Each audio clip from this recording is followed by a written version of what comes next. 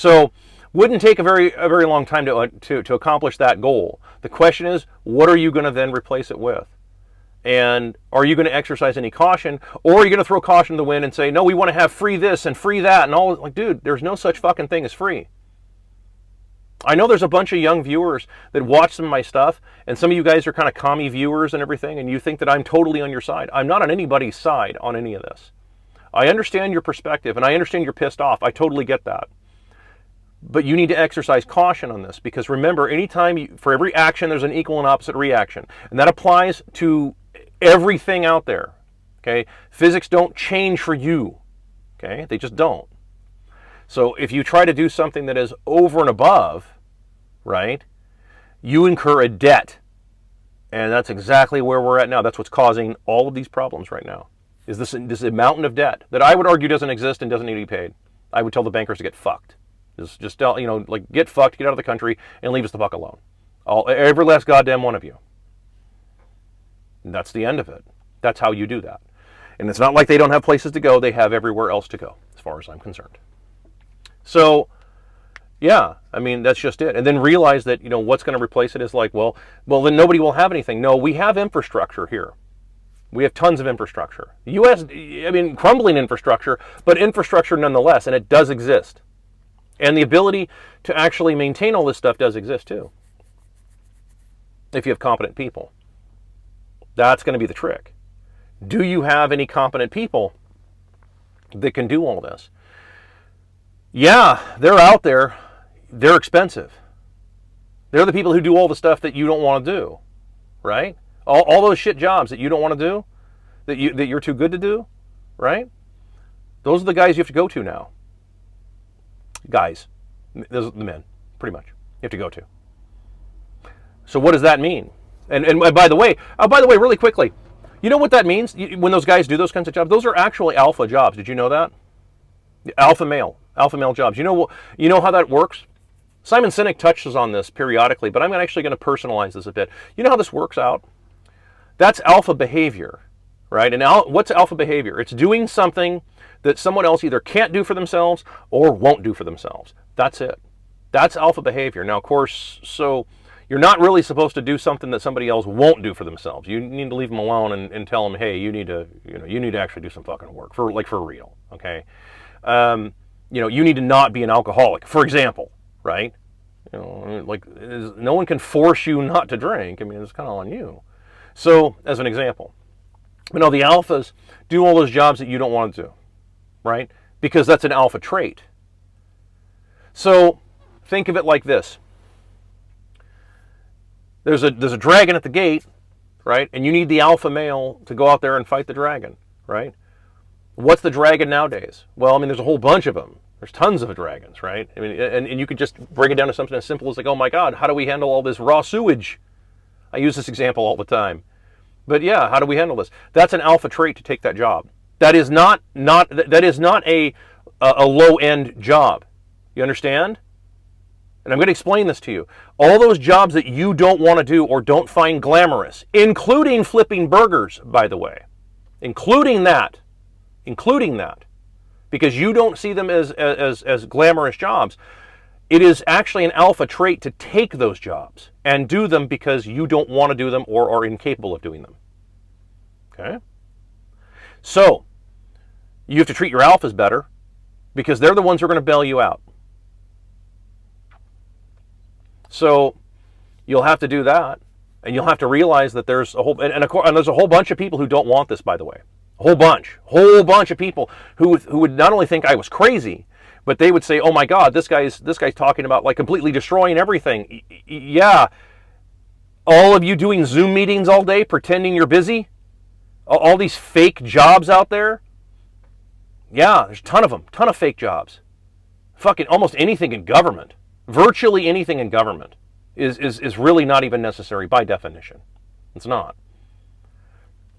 There's some of it, very, very, very, very little.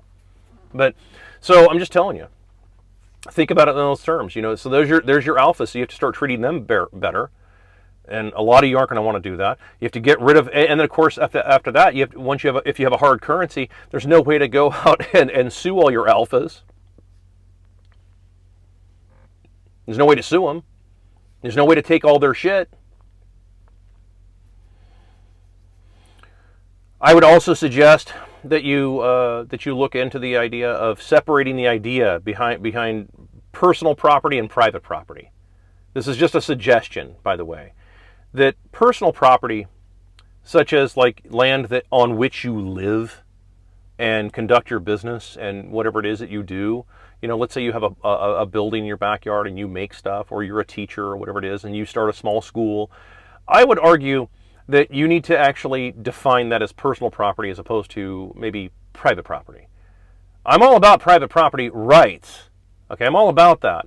But keep in mind, many of you out there, particularly the landlord bros, all you guys have done has been leveraging up fiat garbage money, fake bullshit, and then buying real assets with it. And this has been happening to too many institutions, because now it's become institutionalized to the point where you've got institutions that are printing money out of nothing and then buying all this shit up with fake money and then claiming they own everything.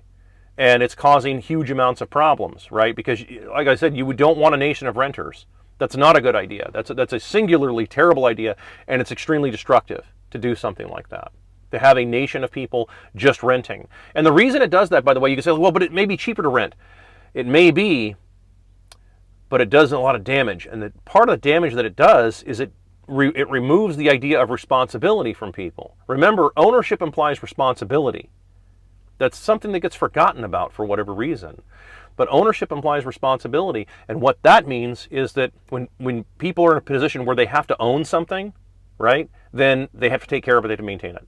And it's because of their responsibility. There's a reason why, for example, they said that, well, only landowners should vote. Remember this whole thing? Boomers used to push this stupid shit. They said, like, oh, only landowners should vote. Like, you know where that came from? That came from the idea of trying to convince people to own land, right? Now, how did you become a landowner back in the day? Way back in the day, how did you become a landowner? You went about 5 miles west, and then you said, I'll take this. That's it. That's how you became a landowner.